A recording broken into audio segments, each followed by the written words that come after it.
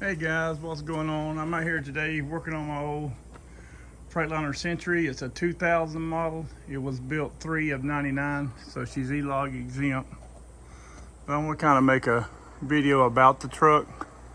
I'm trying to start getting it back together now. This was my first truck as an owner operator with my own MC. Now I had log trucks before, but this was the first truck that God blessed me with my own authority. And the engine went down on it. Last part of 21, I believe. I've had that classic for a year now. In January it'll be a year. So I think 21 is when this went down, the last part of 21.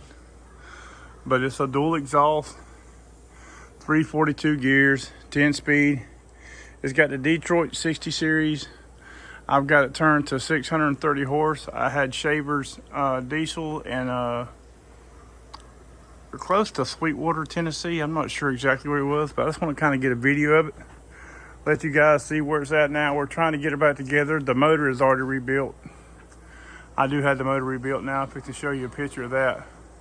But I do want to paint this truck. But right now I'm just trying to get it back ready to go. It sat so long that pipe rusted into here on the exhaust on the back, and it's also rusted into, which I'll show that in the video too, on the back of the turbo pipe up there. So right now we're just going to try to make some videos of getting it back together before what she looks like and see what I can bring it to with the help of the Lord. Now I'm nowhere near as well off as Gentry and Sons Trucking, and I say that not slinging. I have much respect for that channel. They do great work, and I admire their drive and their determination to get it done. But what I'm saying is this project's going to be a little bit slower than theirs because I don't have near the financial backing. I do have one truck on the road, but in case anybody don't know, freight is kind of crappy right now.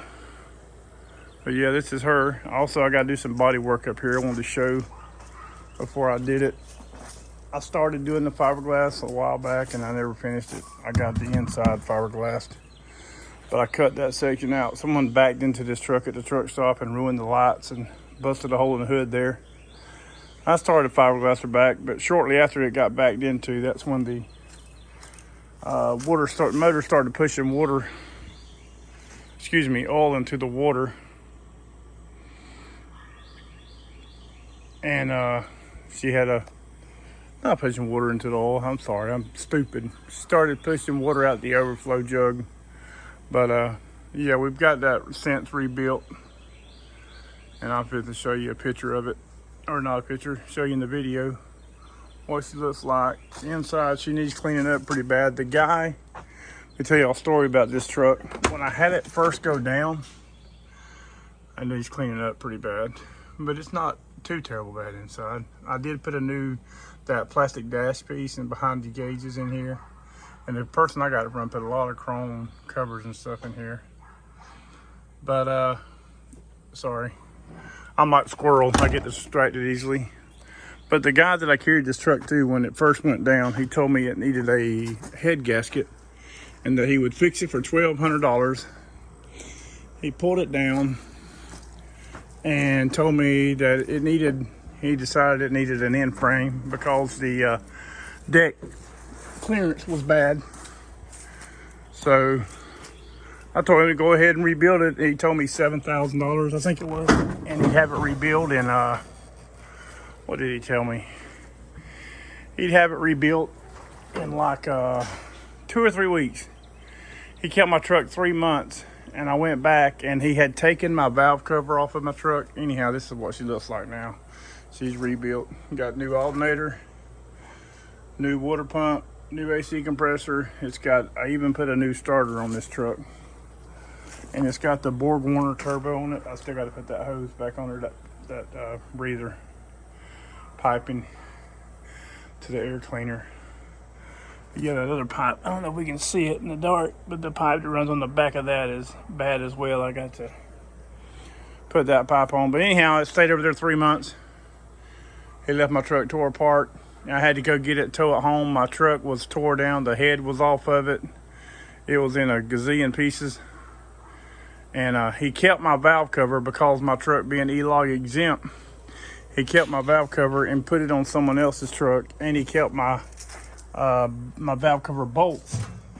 I had to buy new valve cover bolts because the valve cover he gave me is the one that side mounts like this one, and mine had the middle bolt valve cover on it. But he's a guy named Brandon. It used to be, what do they call that place? PDI in Elba, which I learned since then that he ripped off a lot of people. They actually ran him out of Elba. And now he has a place called Coastal in Defuniak Springs, Florida. But he's still working at the same place, but he changed the name of his company again so he can keep beating people out of money. I'm really afraid somebody's going to get him one day. But thank God I found a gentleman in Kinston, Alabama, who came to my house and fixed it, because after what I went through, I just refused to allow it to leave my home again. I told him if he wanted to come here and fix it, I would pay him. I had the head reworked. I paid a guy $1,000 to come to my house and cut the block. I have videos of that. I may post them later, showing the actual rebuild of the engine. I used all genuine Detroit parts. Had the head redone. Had the block cut. And that was the first time this block had been cut. It was a virgin block. And they said something about this block being the premium block. I don't know what that means. But the guy that cut the block said that was the better of the blocks. I don't know anything about that, so I'm not gonna pretend like I do. But yeah, let's see. But yeah, like I said, the motor's redone. She cranks and runs good. She's a little loud because the exhaust is leaking, as I just said. But I'll start it up real quick. See, I just kind of want to get a video out there and let y'all see what she is, and when we get her all back together.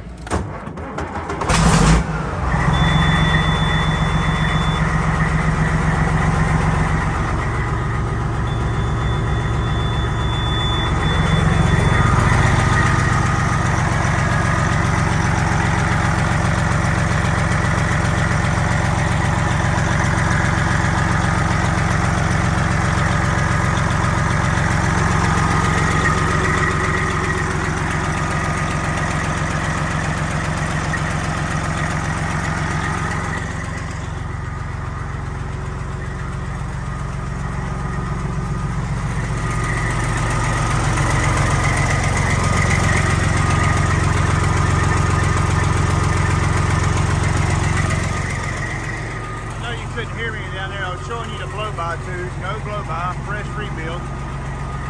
Holds about 40, 45 pounds of oil pressure. Shows about a little over 40 on the dash gauge. But I put this manual gauge on it and it was close to 50. But it's not hooked up now.